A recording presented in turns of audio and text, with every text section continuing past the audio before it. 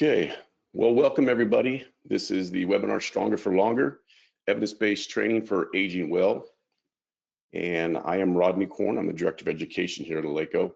And it's always a pleasure to spend some time sharing information, education that will help us all be stronger for both sport and life. So thank you guys for your support. Thank you for jumping on. We're going to get through a fair bit of information today, but I'm going to go fairly quick. There's not a ton, but I want to go cover a few things. We're going to look at some physiology because we have to talk about aging. So I want to make sure we all understand aging, which is a very complicated topic. It's not simple, but we're going to make it fairly simple. We're going to show the importance of some of the factors that are involved in aging. And then obviously there'll be some solutions and we'll talk about some things. I will be going solo today. So my cohort, Patrick Warmel, has been teaching Navy courses and he's been in Canada teaching. So he's had a lot of stuff going on in the last 2 weeks. So he's off today. So I'm going to be doing this by myself. And what I want to make sure is that you guys get the attention that you want and you get to be able to ask questions and answer questions. So I'm going to go through the first half and then I'll pause and I'll look at the question board and see if I can answer a few questions quickly, and then we'll finish with the solution component of this. And at the end, I'd spend as much time as you guys are willing to stay on, and I'll be very mindful of your time, obviously, to answer some questions for you. So just wanted to give you a heads up on that, kind of where we're going and what we're going to do as we move forward.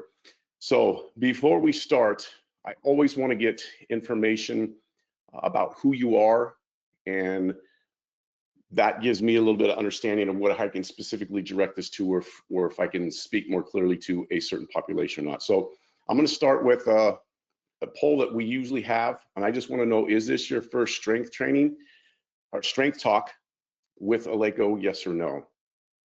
So the more of you that answer just really helps me and helps us as a company. All right, beautiful. So good, we got about 60-40 split. So I appreciate that. Thank you guys so much. And I want to get to one more. Actually, two more. I lied. So which of these best describes you? Just give me a quick tick on which one of the topics or which one of the occupations best fits who you are.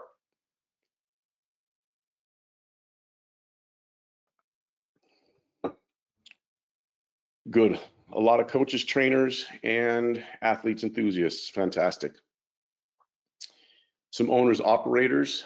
Always appreciate when you guys are on a call. That's fantastic. The more knowledge we can get as an operator or an owner, the more beneficial it is for the company. And licensed professionals, we always appreciate you being here. If you're a licensed professional, just type in the question. So let me start real quick. In your dashboard, you have a questions tab. So if you see your questions tab, if you click on that, that's where you can type in questions. If you're a licensed professional, just type in what kind of profession you are. Is it a massage therapist, physio, chiro, or something other than that? That would be helpful for me. Thank you guys. And then the last thing I want to know from everyone is which group do you fall in, since we're talking about aging? So what's your age group here? All right, so we got some physios. Thanks, guys.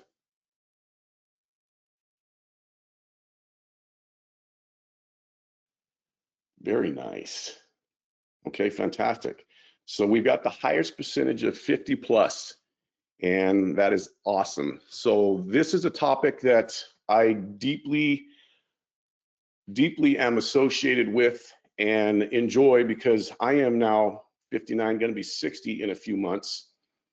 And so I've experienced much of this stuff. So those of you that are still in the younger populations and between the ages of 18 and 40, you may or may not start noticing some of these things, but these are a lot of things that are going to happen. They happen to all of us. So let's jump in and start talking about how the aging process works and what we can do about it. So first, foremost, just a few key points. These are the key points from this webinar that we're going to talk about right here. Number one, aging begins at birth, hence the picture.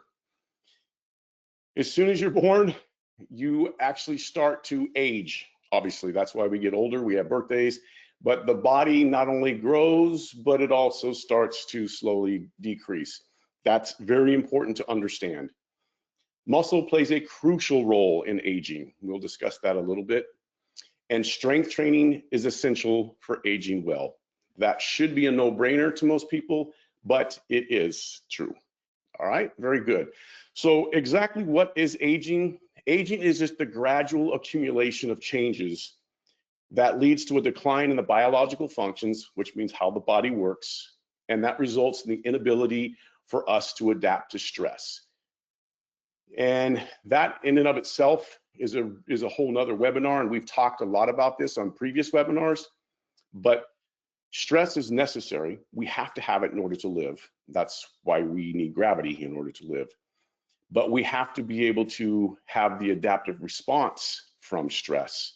Stress creates fatigue into the system, whether you feel it or not, and then we get a fitness response from that. We'll touch on that here in a little bit.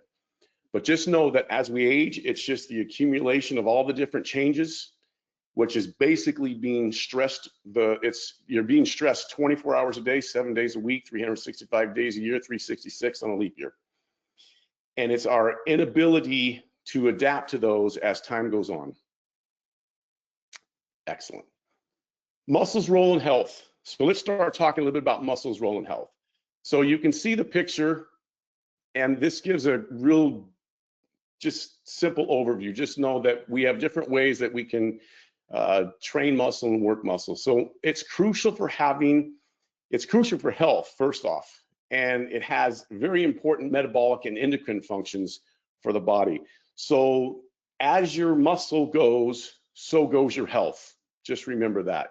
Muscle is arguably one of the most important organs that you have in your body that we don't think about. We think about the brain and the heart and or the gut, but the muscle actually influences those organs as well. So that's extremely important for us to understand how vital muscle is. Most people don't realize how important muscle is beyond just the ability to move, far more than just the ability to move. Contracting muscle initiates and the release of hormones. So testosterone and GH, we're going to talk just tiny bits about that, the GH family. Contracting muscle releases those, but it also releases hormone-like substances that are called myokines. And this is where the muscle has influence over the entire body, is these myokines. And hormones and myokines, they play an important role in regulating our metabolism, in inflammation, the process of inflammation, which that is another key factor in aging, but it's also a key factor in healing. So we're going to touch on that just a tiny bit later as well. And communication between muscles and the other organs like bone, fat, liver, brain, gut, pancreas, all kinds of things. So our myokines not only affect the muscle, and they are influencing the muscle by developing, enhancing muscle mass and the quality of muscle. They're vital for the muscle itself, but they also influence all of these other organs that we have. And this is what's extremely important. So just remember, muscle is far more than just a contraction, movement-based organ. It affects everything. So what happens when we lose muscle? This is typically called sarcopenia. So what happens in this particular process? Well, over the course of your life, we can lose about 1% of muscle mass per year, especially from our mid-30s on. And some people will even suggest up to 3% a year after the age of 60. That's if we're not taking care of ourselves or taking the necessary actions. So this is what happens in most people, and this is why aging can accelerate so fast, and where you'll see people accelerate once they get over 60, it's like all of a sudden there's a massive decline if they're not taking care of themselves. Remember, everything that you do to your body will influence the aging process. Everything that you eat, everything that you do, every activity, how you actually train your body, what you do with it, the amount of stress you have, how much sleep you have, all of these things play an absolute vital role in the aging process. Loss of muscle mass. When we lose muscle, we obviously lose the mass, we lose the quality, and we lose function. And this plays a large role in systemic aging by doing a few things. Number one, it decreases our metabolism. Muscle is intimately tied to your metabolism. The greater amount of muscle, the better the metabolism. Less muscle, less quality of muscle and functional capacity, it decreases metabolism. It also decreases blood vessels. And this is really important. A lot of people don't understand that. When you lose muscle, you lose blood vessels. Blood vessels are the transportation system for all of the communicators, the hormones, the myokines, and all these things. So they don't have the same ability to get throughout the body. These also, we'll touch on it slightly, have to do with satellite cells or stem cells and how they can reproduce and help to continue to build tissue as well as muscle. So blood vessels are vital for that. And it also increases inflammation. And in case you aren't aware, inflammation is the #1 cause of all diseases in the world. It is behind all of the diseases in the world. The irony is people think inflammation is bad. Inflammation is extremely good, and we'll touch on that in a second. You have to have that. It's just how much do you have and how long is it happening? It reduces mobility and it lowers the resiliency to stress. So the less muscle mass we have, we decrease our metabolism, we decrease our blood vessel, our transportation system, we increase inflammation. It means we can't bounce back from stressors. And that's how we live. Our ability to bounce back from stressors, and we'll talk about what those are in a little bit, that determines how fit or how healthy we are. So looking at the muscle's role in aging and continued on, decreased myokine secretion and our hormone deficiency. So make no bones about it. As you age, you will lose hormone levels, testosterone, growth hormone, there's the insulin growth factor, the IGF, the family. These factors, these are vital for reproducing tissue, for decreasing inflammation. There's so many things that are so vitally important with the myokines and the hormones.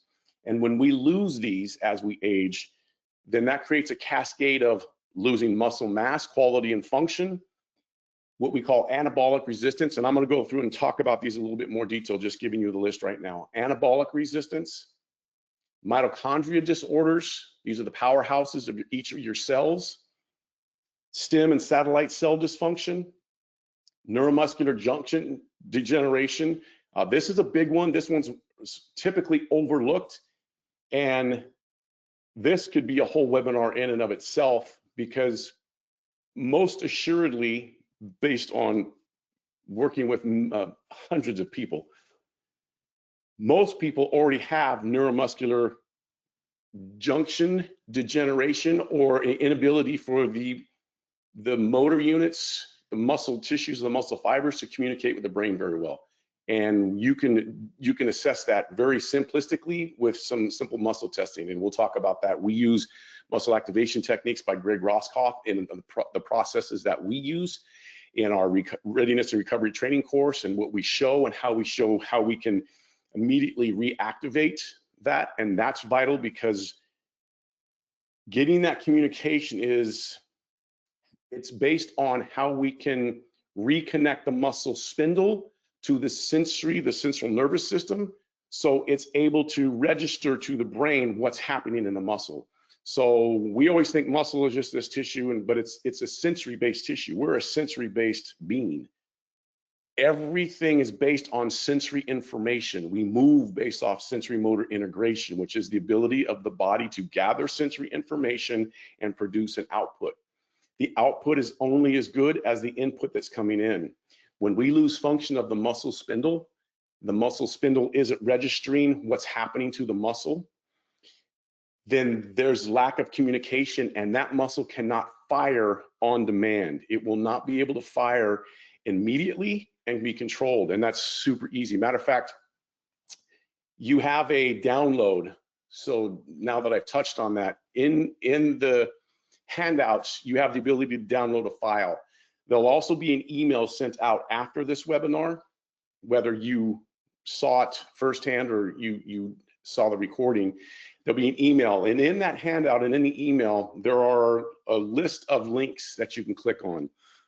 Some of these links are demonstrating how certain recovery tools that we traditionally think are recovery tools, how they affect muscle activation, how we can actually shut down the ability of the tissue to contract on demand. And that doesn't just happen and just reboot itself naturally. We think muscles just work the way they're supposed to work and everything's fine and they just keep working and working, and that doesn't happen. Inflammation, overload stress, etc., will shut the muscle spindles down. And that is in research. And there's some great research coming out now specific to muscle spindles because we now understand them a little bit more, still far from actually knowing what they are. But you also have a bunch of links that will talk about a lot of things in more detail than what we can do on this particular webinar. There's a previous webinar we did on warm-ups and cool downs. It's in there. There's some YouTube videos that I have developed showing you specifically firsthand how this works. And you have other little resources in there. They're all free. So make sure you download that or get it when the email comes out after this particular webinar. All right. And lastly, chronic low-grade inflammation. This systemic inflammation is literally, unfortunately, a killer. Continuing on with the muscle's role in aging, let's talk about anabolic resistance. Anabolic resistance, so the word anabolic just means to build up. Catabolic is tearing down, anabolic is building up. Anabolic resistance, when the muscle is less responsive to any type of anabolic stimuli, such as amino acids. It doesn't have the ability to synthesize or utilize amino acids very well. Insulin, this is where insulin resistance comes into play. And then mechanical loading. The body just won't respond to mechanical loading. Mechanical loading in and of itself is catabolic, but it produces an anabolic response. And that's how the stress produces a response that is a more fitness-based response.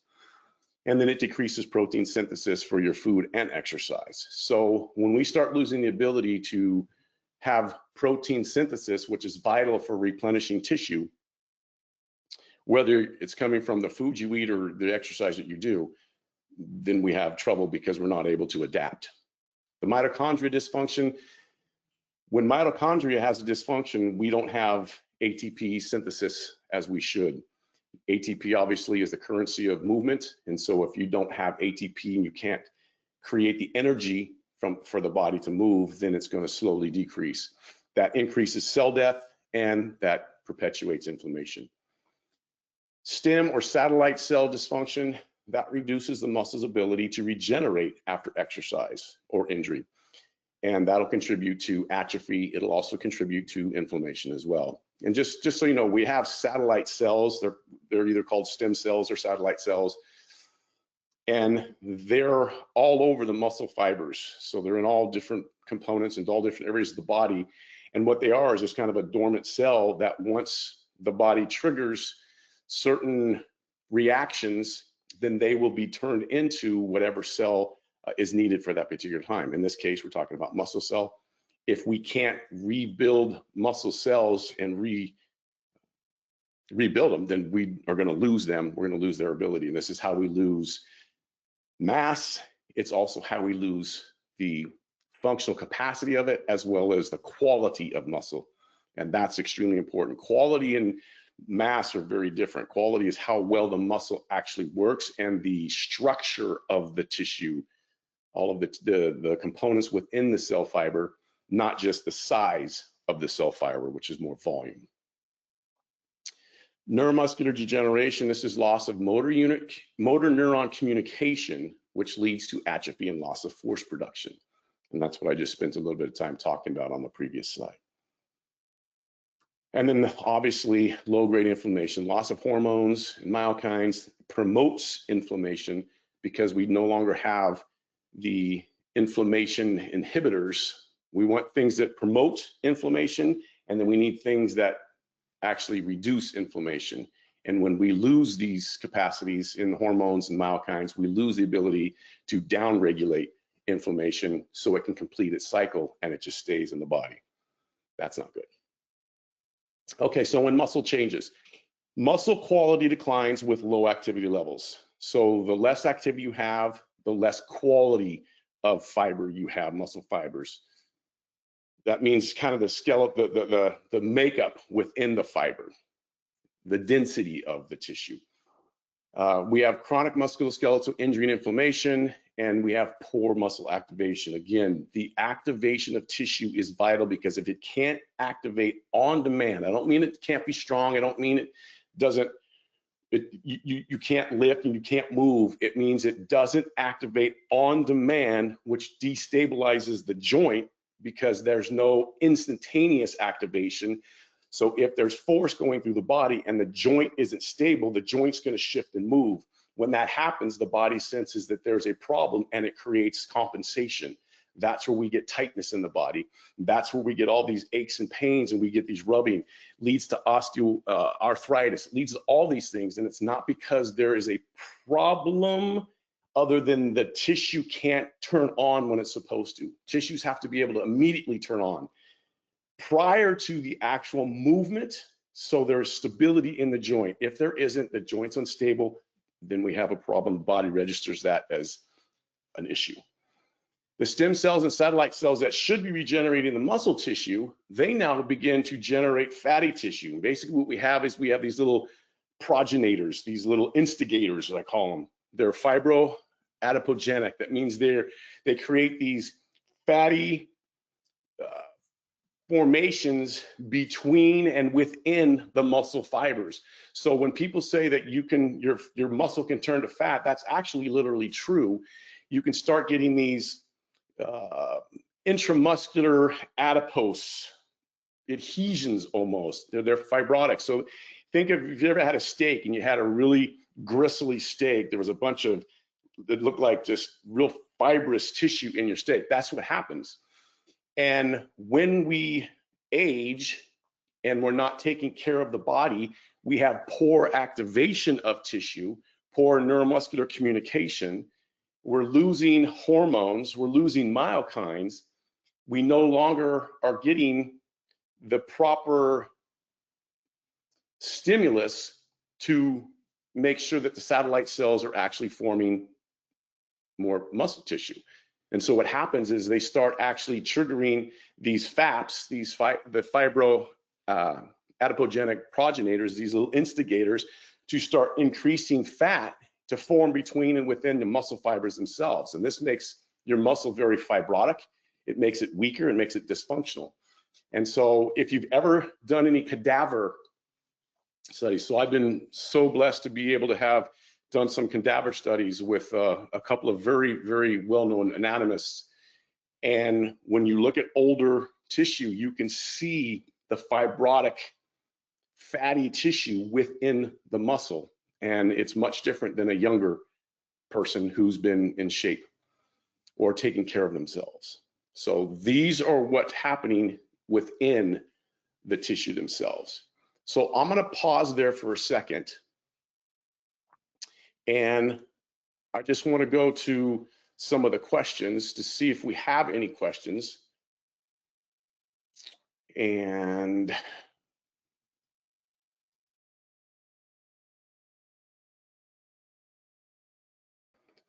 bounce up here.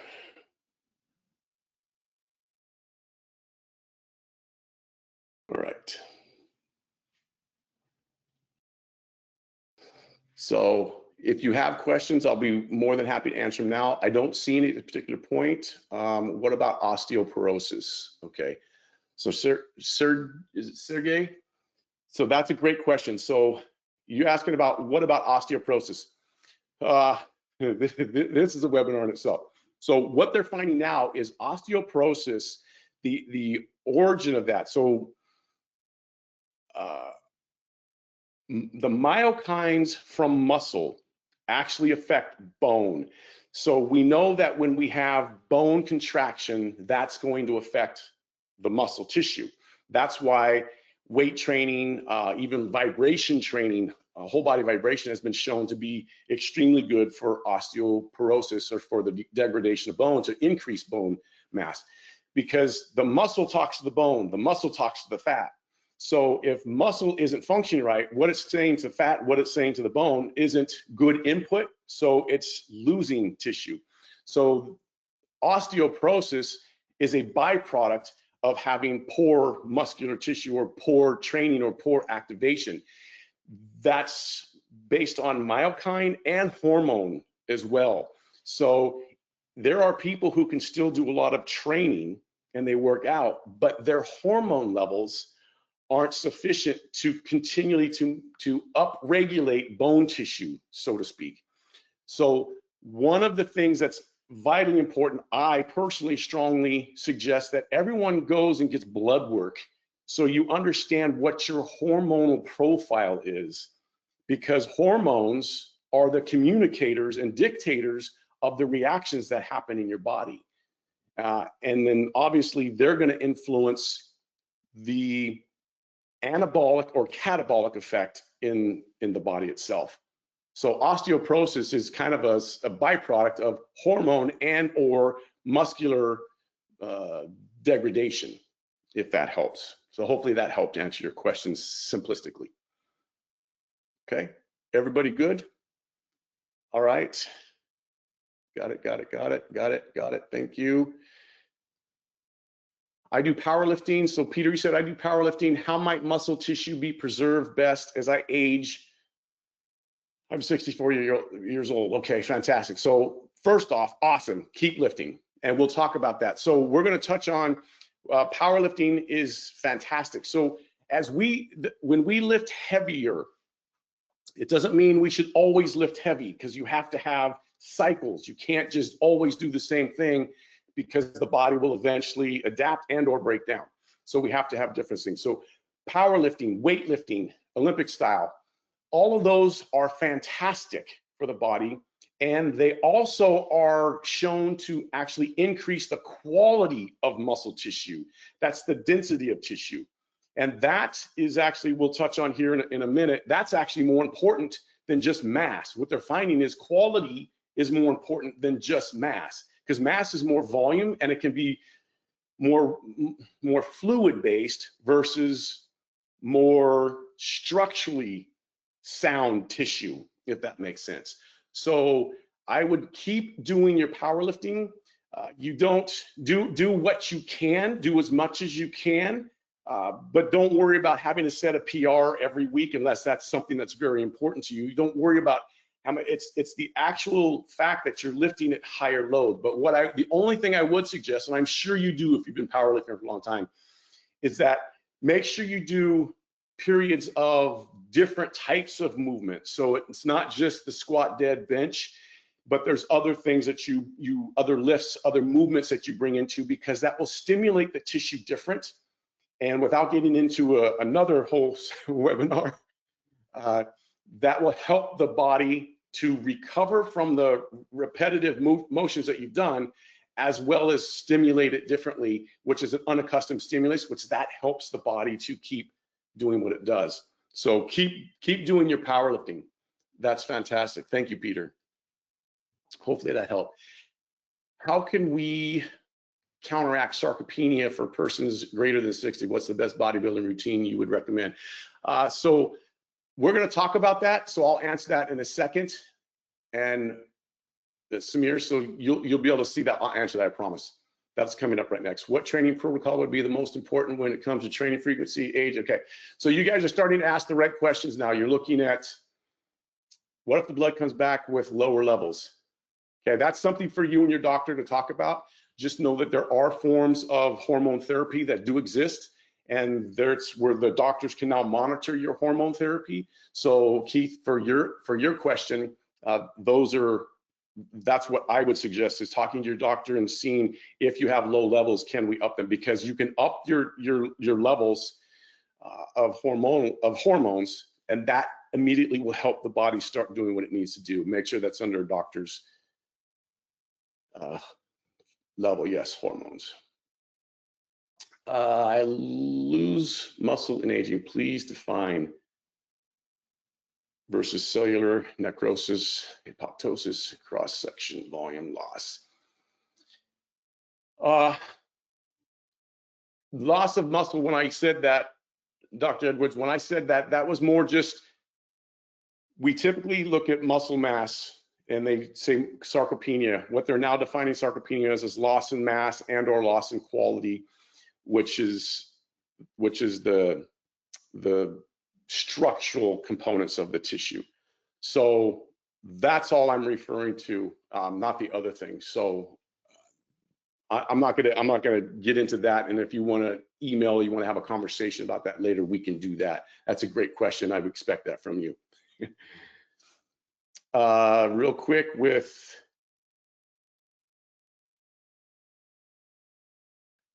let's see, Chris said, hi, I'm 58. I no longer snatch comfortably due to arthritis in shoulder and knees. I'm trying to decide if the snatch is over for me or if there is a workaround. So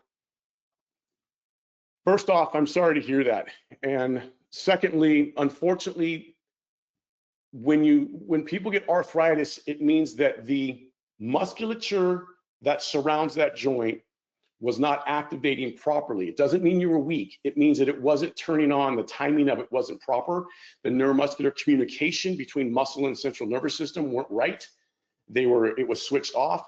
And so what happened is you started getting the joint alignment and kinematics during that particular movement were not being overcome. They weren't being stabilized. And so unfortunately, that's what led to that. A lot of times having proper activation and re-getting that, obviously I can't do this, I couldn't do it on a webinar, so that's not gonna help you. The workaround, unfortunately, is in the industry, a lot of the therapy they do isn't necessarily reactivating tissue, and in many cases it's actually deactivating the tissue. They don't know it, and that's why I urge you to go back and look at the links that I've looked at. So the workaround is do what you can do. You have to do what you can do, and unfortunately that's all I can give you on this particular one. I appreciate that.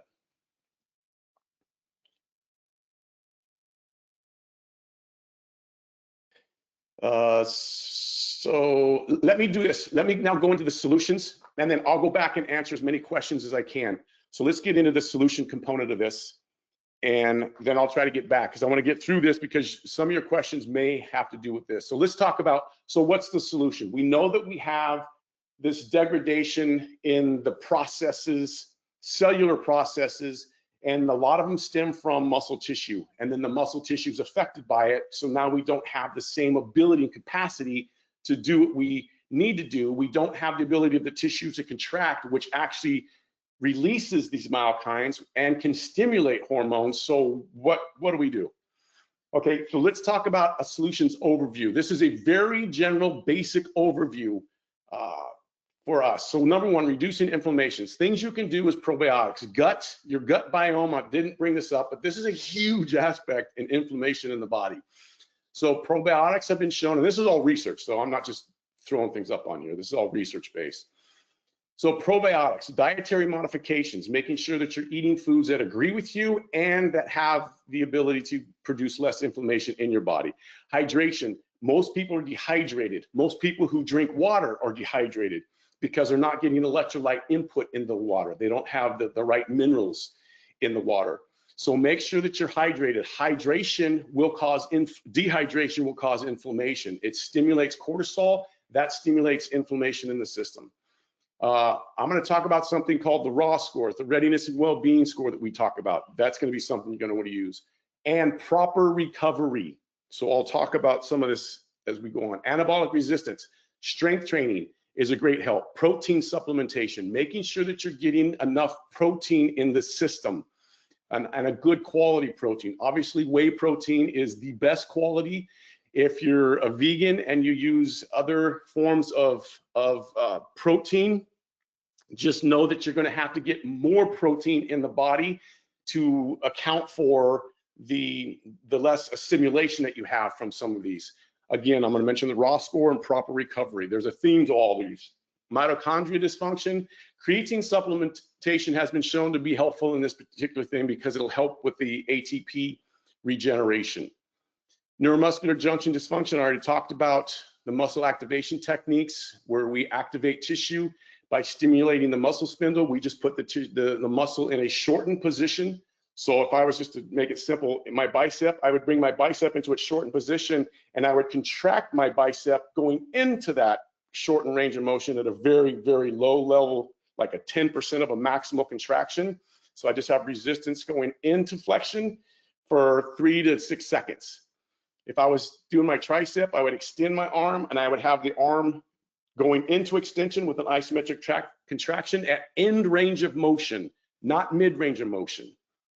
So that's a real quick, simple view. The stem satellite cell dysfunction, strength training helps that. MAT will definitely help that, raw score, and then the proper recovery. You can see that having proper recovery, having a good raw score, and I'll talk about what that is. That's a readiness and well-being raw score that we used. I've used it for about 15 plus years now, almost 20 years, and it's just a way to regulate or gauge stress in people. All right, so strength training. The single best strategy is strength training is consistently shown to be the most effective strategy for preserving and or building muscle, strength and power, and function across our lifetime. That's why strength training becomes so important. And that's why Eleiko was so passionate about not just having the best equipment that we can to help people train and train more precisely, which by the way, at the Worlds in what was it, Norway, just recently, the Olympic weightlifting Worlds were 40 world records were set with our new bars. That was totally awesome. Sorry, side tangent. All right, best overall strategy, strength training plus sufficient protein intake, which is about 2 grams per kilogram per day, or about 1 gram per pound per day, depending on which system you use, plus regular aerobic training. Aerobic exercise and strength training exercise produce similar but different effects to make sure that we're covering all the bases of how the body works, and they both have beneficial attributes from an exercise standpoint. So that's from a strength training. Here's some strategies right here. Looking at strength training, it's important to keyword underline progress to, not always do, heavier loads and or faster speeds of movement to target the power spectrum of training. And the reason is power has been shown to produce greater improvements in maximal force, power output, and explosive force, more so than traditional slower rep strength training. That doesn't mean slower rep strength training isn't good.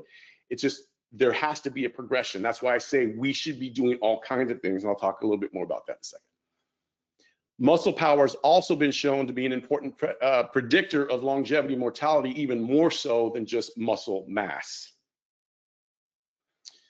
Muscle quality over quantity. It's more important to have good quality of muscle, which comes from what you eat, how you train, how you recover, all these things, more than just how big you are. So here's some tips. Number one, there is no magical program. So people always, one of the questions I always get, so what's the best thing to do? The best thing to do is start training, but you have to train based upon your ability level. There's no one magical. It doesn't matter if you don't Olympic weightlift. It doesn't matter if you don't power lift. It doesn't matter if you don't do it. It's, do you have some form of strength training that you do? It could be machine, it could be free weight, it could be whatever you want, but the key is to make sure that you're using your muscles and that you're progressively making them work as much or harder over time, and then cycling through periods of lower volume, higher volume, heavier loads, lower loads, types of things, just to make sure that all the tissues are working properly. Number two, programming should follow a periodized model that repeatedly cycles through a base stage, which you're worried about movement and you're getting strength endurance. The build stage, which there can be some hypertrophy and or strength training involved in that. If you have to pick one, pick strength over hypertrophy, because strength will typically create better quality muscle than just a hypertrophy-based training model. It doesn't mean either one of them are better or wrong or right. It's if you only had to do one. I'm just giving you a scenario. And then the peak phase, where you're pushing the limits to your ability level, not to anyone else's ability level, to gain as much as you can, but you have to build up to that. If you don't build up to a peak phase or some type of maximizing, and maximal for some people could be 3 reps. It could be 5 reps. So it just depends on who you are. Don't feel like everyone has to do a 1 rep max. Number 3, use of heavier loads with longer rests like weightlifting and powerlifting can and have been shown to increase testosterone. These are general statements. They are based in research and lots of research over time. But there are many variables when we start talking about hormone responses to people through lifting. Number 4, use of moderate to heavy loads with shorter rest periods like a CrossFit has been shown to increase growth hormone and IGF-1. They have slightly different functions, but that's where we are. Number 5, warm up and cool down properly.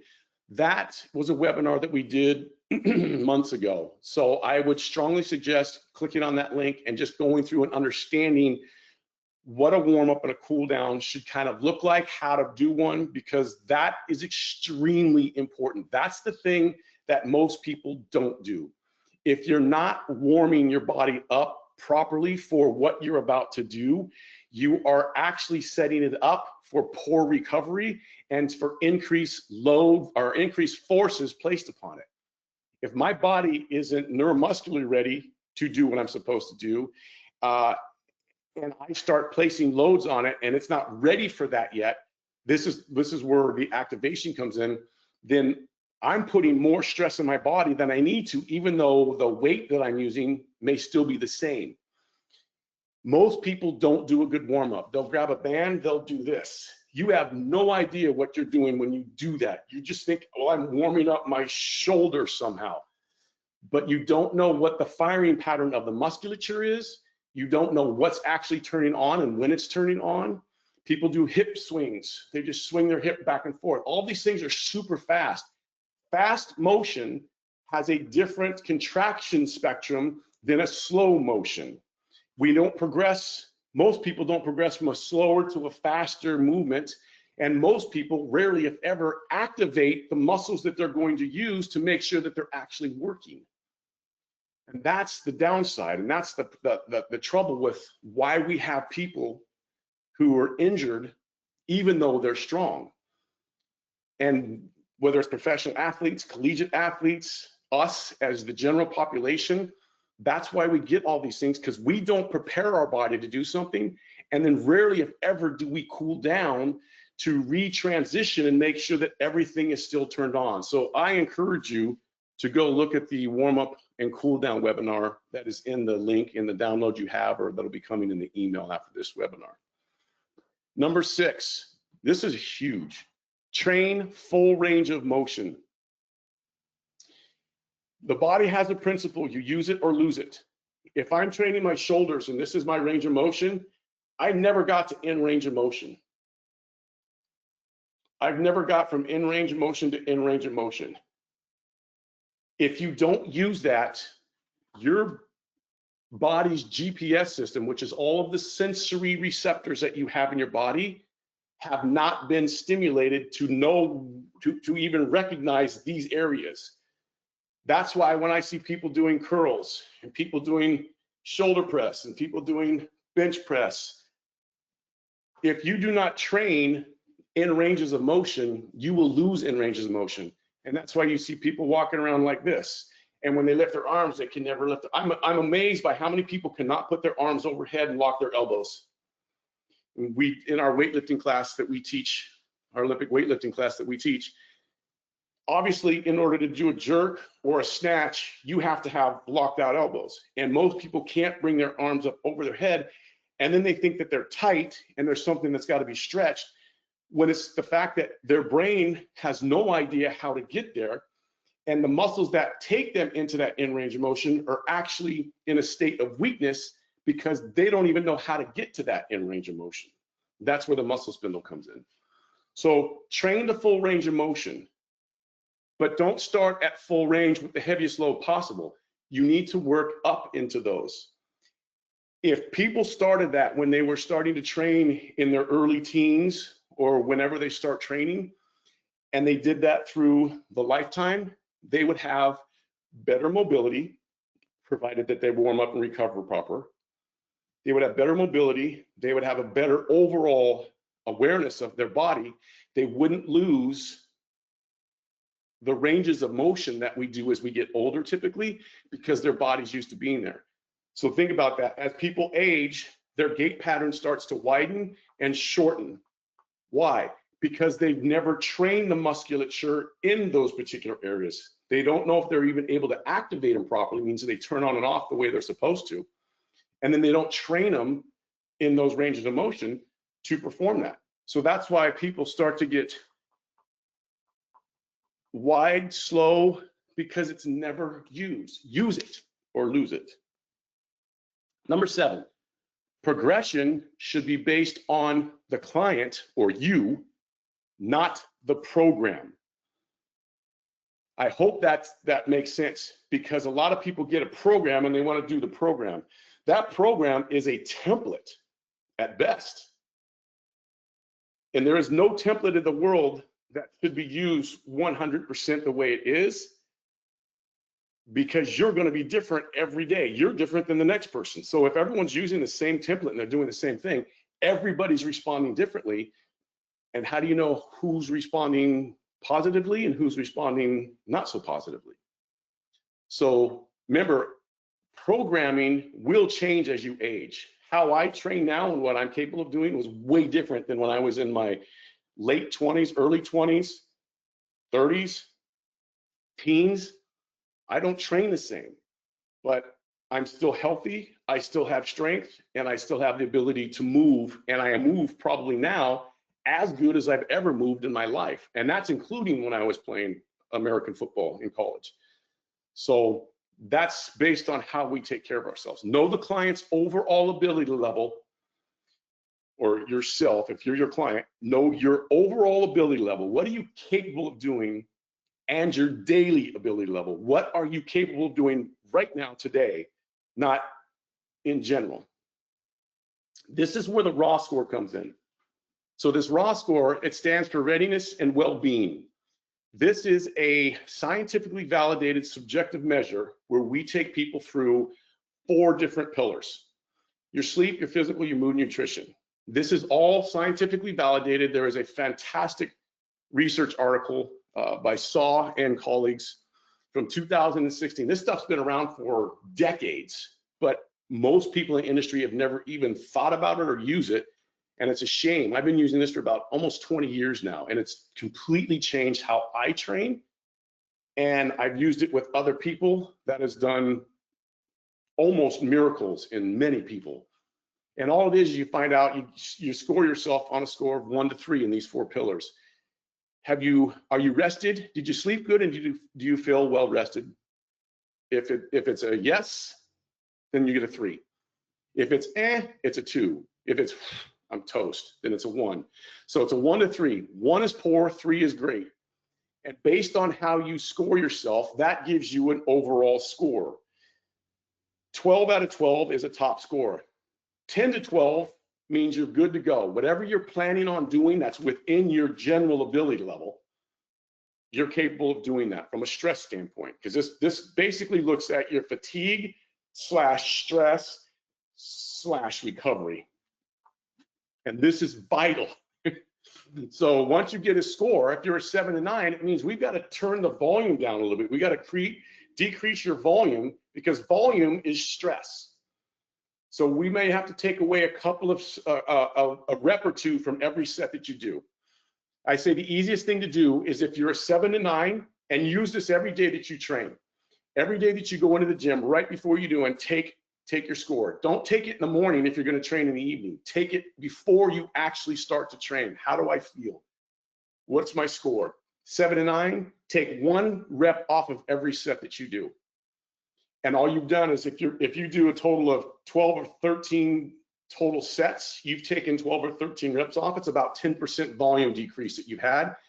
That means you've decreased the volume. You didn't have to change the workout, because I only have so much stress that my body can handle.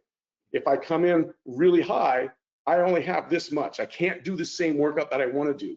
It will create an overtrained situation, and that's where we get the chronic inflammation, because people tend to train. There's 2 philosophies. Some people train way too much all the time. Some people don't train enough. If you're going to err on the side of not enough, because you can always increase. If you err on the side of too much, you're going to break down and be injured. Okay, 4 to 6, take 2 reps off of every set. That's the easiest way to do it. There's a whole schematic and a whole chart there, but what this does is it immediately gauges what's your body saying you're capable of doing right now.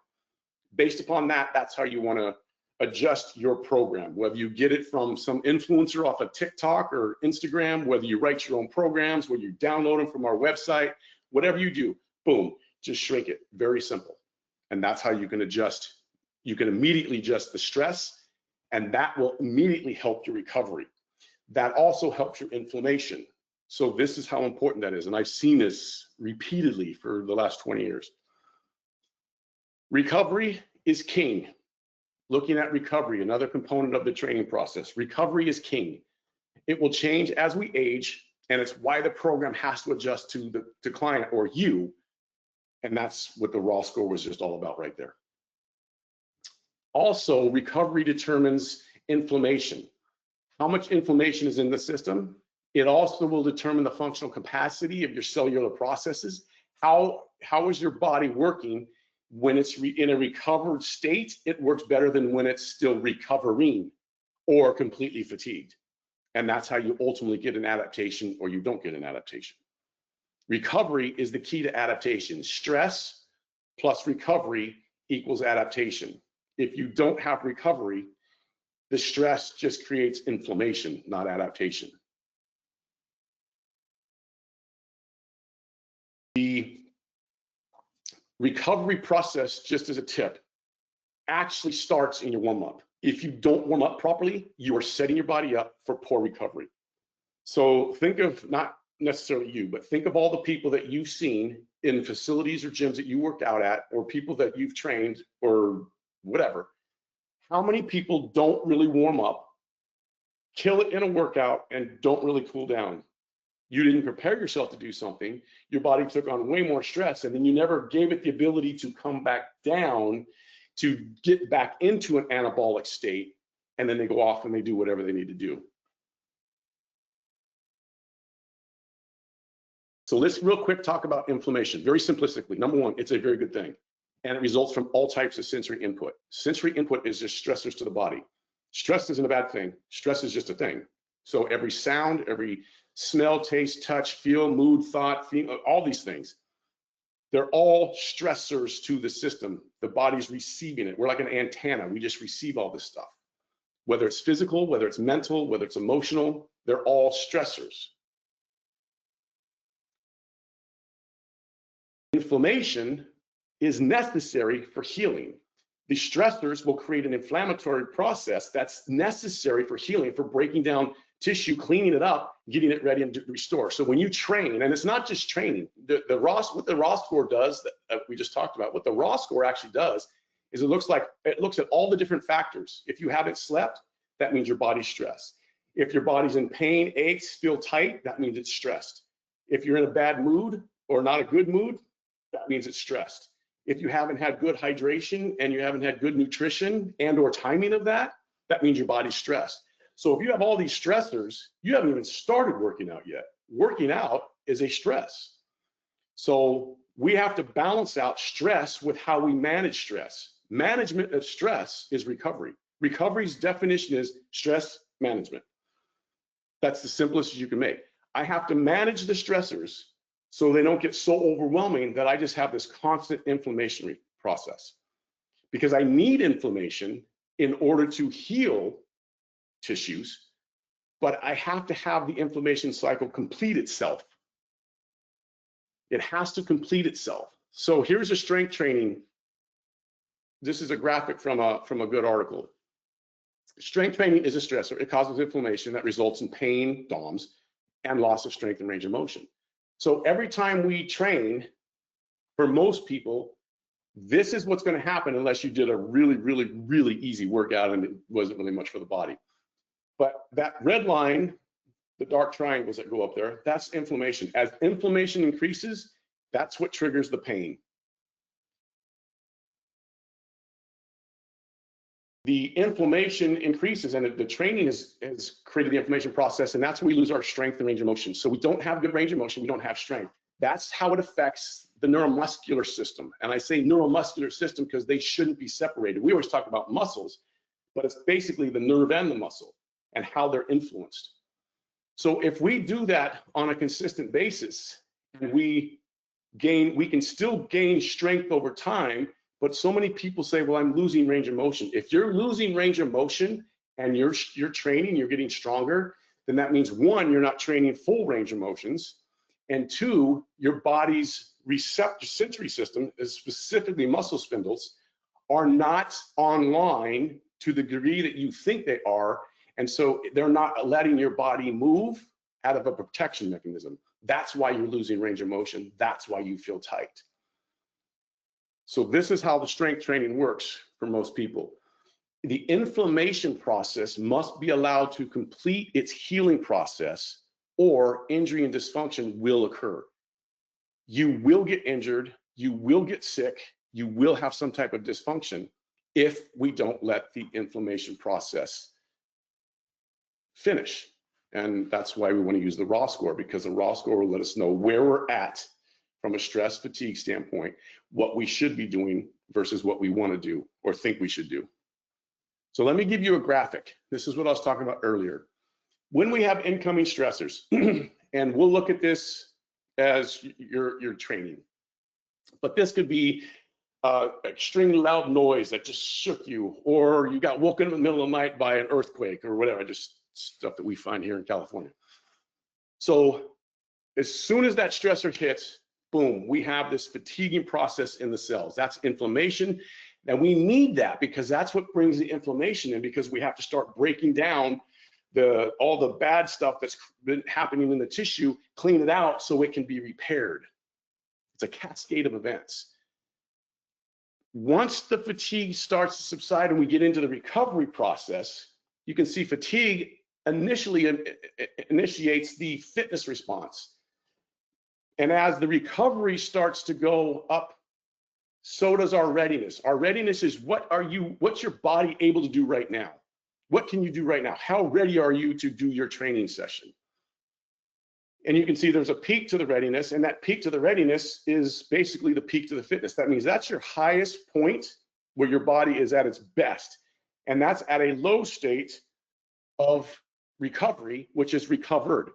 Don't mistake being in a recovery state or recovering from something as being recovered. Those are two different things. Recovery is the process of managing the stress and allowing the body to heal itself. Recovered is when the completion of the inflammation cycle is done. The body is in an optimal state because it's in a state of stress has been managed. I hope that's really clear. And so that's when the optimal time to do your maximal activity again would occur. The question is, how do you know whether you're in the recovered, the first line, or in the second line here, or even the third line? There's no way that you can tell unless you walk yourself through that raw score. How much have I slept? What's my body feel like? Where's my mood? What's my nutrition, hydration? Those are the 4 keys. Now, the other 2 lines that are to the left doesn't mean you can't train, doesn't mean you can't do something when you're there. It just means what you do cannot be the same as what you would have done in the fully recovered state. So if you don't know where you are and you're always training as if you're fully recovered, you're going to keep your body in a state of recovery, which means the inflammation process is continually going and going and going and going because it hasn't healed. It hasn't got itself out of that process. That perpetuates aging. That's why that there's people who are, I'm 59. There's people who I see, I've worked with people that are in their late 30s, early 40s, and they're like a 90-year-old person compared to me. And I'm not saying I'm great. I'm saying these people chronologically are almost half my age, some of them, and they're in the state of just perpetual stress and fatigue. Their body can't move. They don't have motion. They don't have, because of these particular factors. It can also be from a sedentary lifestyle. If we're sedentary, remember, you use it or you lose it.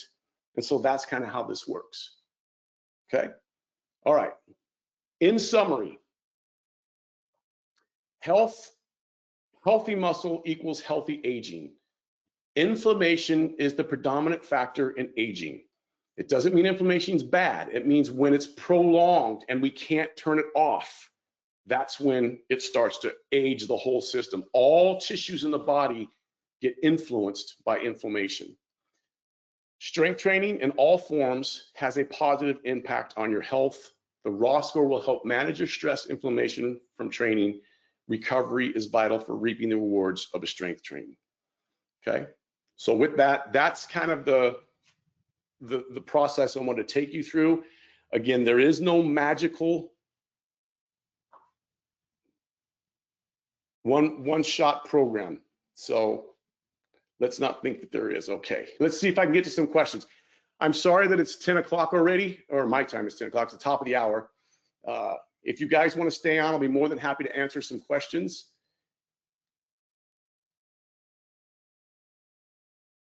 So I see, Jesse, you said you're 79, do you need longer rest periods? You might, you definitely might. You might need a better warm up. You might need better rest periods and breathing. So we've just created a document best practices for readiness or for recovery. The first one is breathing. Most people mouth breathe. Mouth breathing will actually fatigue you. So some people, when they finish their workout or their set, I should say, it's all you're doing is fatiguing your system. You're not actually recovering. Your heart rate will slow down because you're no longer exercising or having the intensity you do, but your body isn't actually recovering. It's not getting oxygenated, even though your heart rate's going down. Nasal breathing will slow you down and it'll help you get oxygenation. I do take a little bit longer rest periods, but it depends on how I'm training. So if I'm training a little heavier, I do take longer rest periods now myself personally. When I'm doing more of a 1 minute type thing, because I'm trying to focus a little bit on more of the GH, growth hormone, then I won't take as much rest time in between. But between either blocks or sets of exercises, I'll take a little bit more time. So yes, that can be something that can be very beneficial. Good question, Jesse.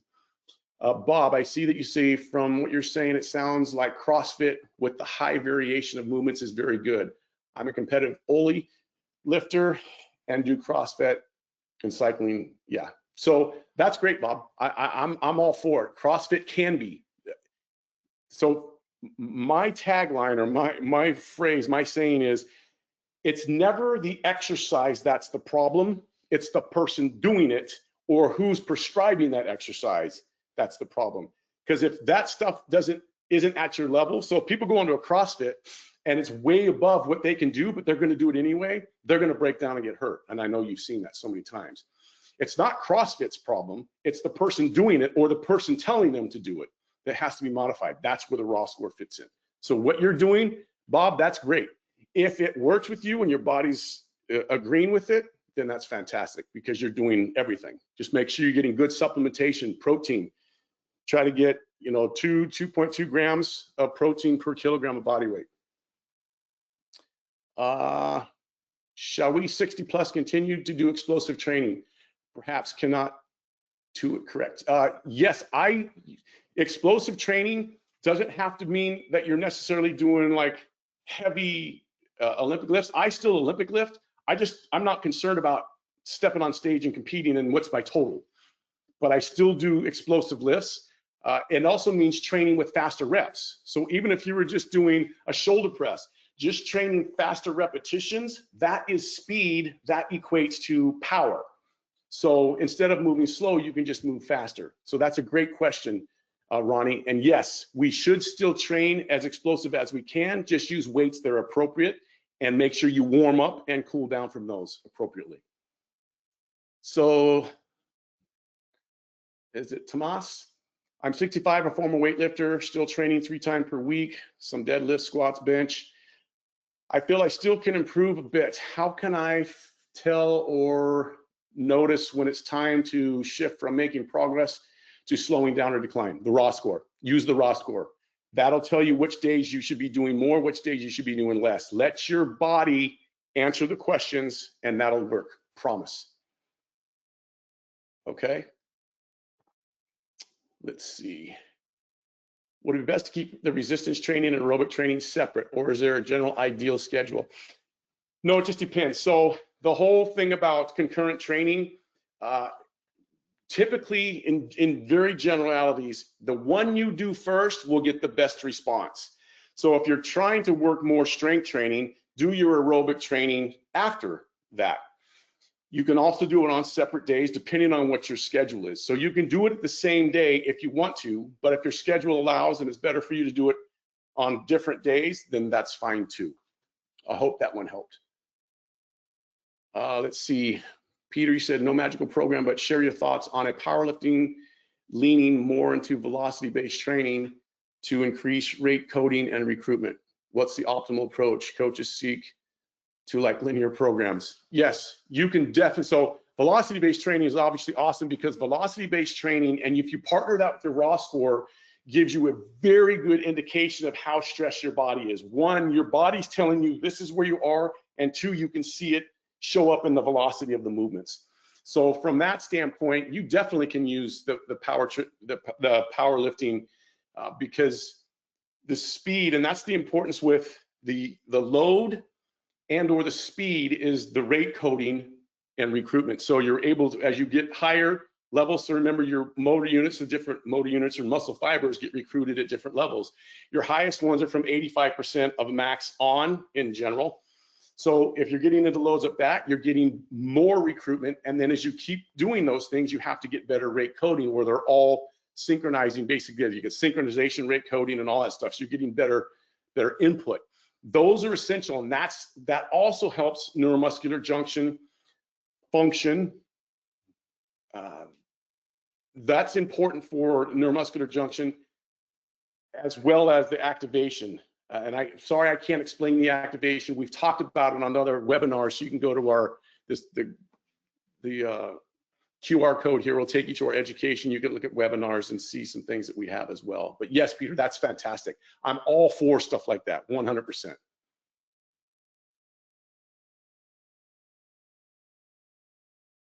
Bob, thanks for the input. Appreciate that. Thank you, guys. Thank you. Are non-prescription over-the-counter testosterone and or HGH products of any value, or are they just a sham? That's a great question. Here's what I know. So I have one of my mentors, the guy that gave me my start in the industry about 26 years ago, he actually owns a nutrition company, and it's a third-party validated nutrition company. And what they've done is, and this has been in research too, is they've gathered all the research. People will go in and they'll grab products off of different health food stores, supplement stores, et cetera, blah, blah, blah. And when they test them, basically what's in them isn't what the bottle says. That's why third-party testing is important. So over-the-counter stuff, can it be helpful? I used to use over-the-counter stuff about 30 years ago, and it was great. And then they took it off the market. I don't know what's on the market now. So it's kind of a hit and miss. If you can find something third-party tested, that would be much more valuable than not. That will be my stance on that. That's a good question, David.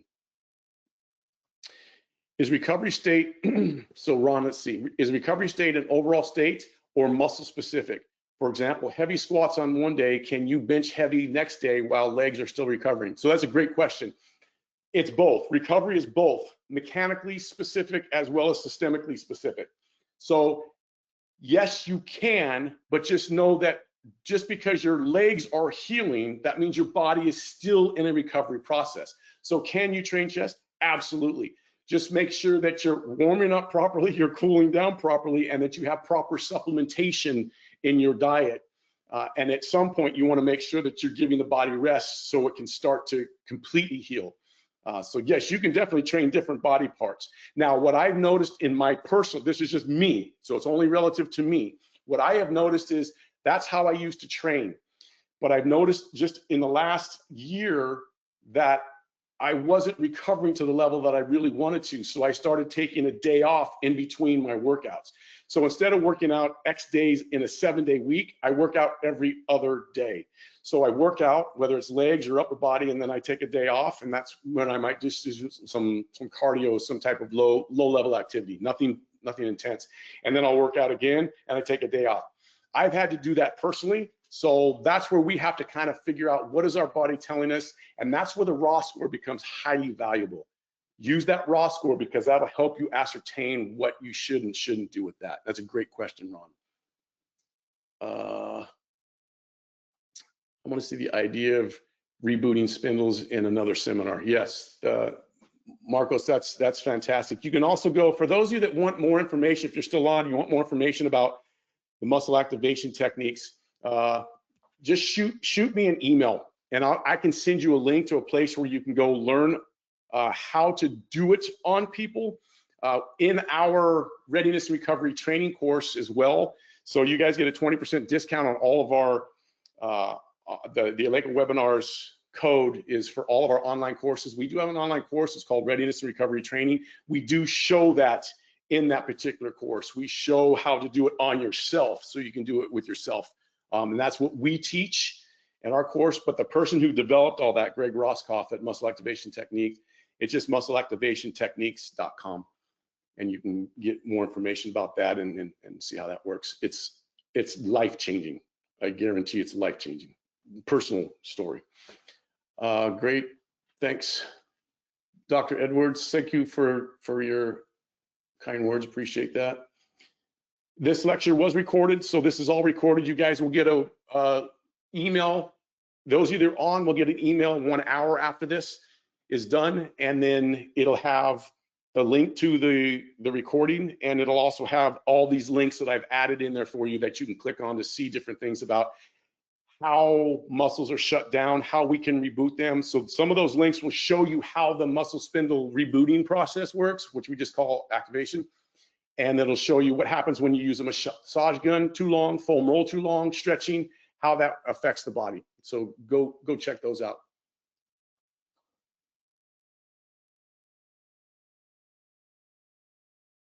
You do not use sarcopenia. Why? Is it wrong? Only old-fashioned? No. I just didn't put it in. I just didn't put the word in there, but I said the word sarcopenia, Johannes. So thanks for saying that. No, it's all valuable. They've actually changed the definition from just loss in mass to loss in mass and quality and function. So they've modified it because they realized that now quality and function of tissue is more important than the size of the tissue. Good pickup.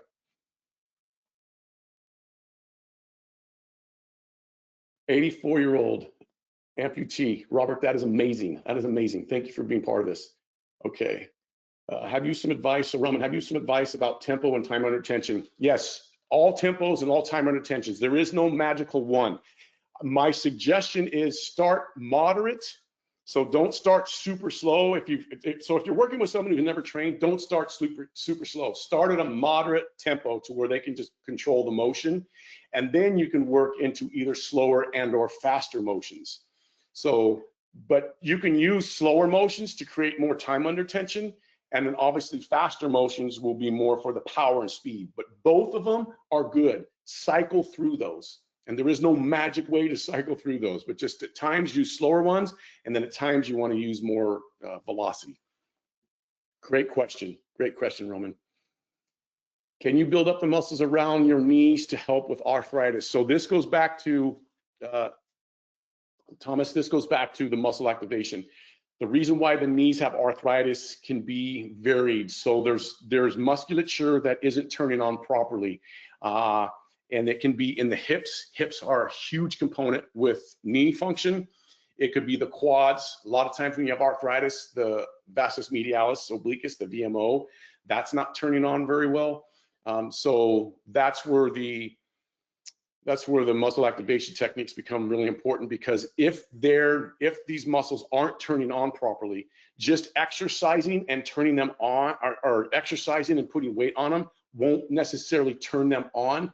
The body will stay where it is until it gets rebooted.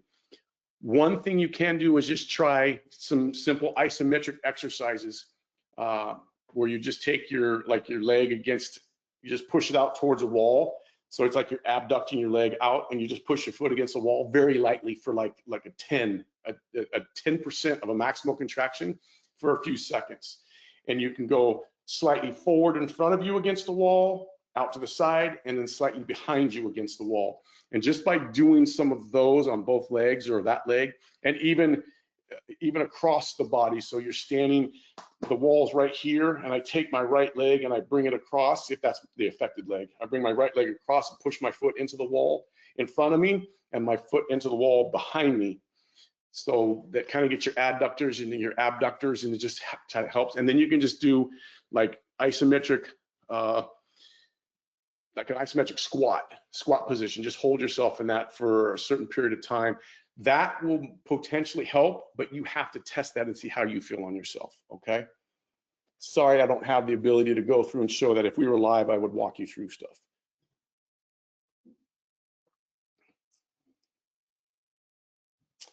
Thank you, because you don't know. Okay, so thank you, Delbor. Appreciate your information. All right, you guys, it's way past, and I know a lot of people are jumping off. I just want to say thank you very much. And if you have any questions, please feel free to email us here, and I'll be more than happy to do what I can. Have a great rest of your week. Thank you all.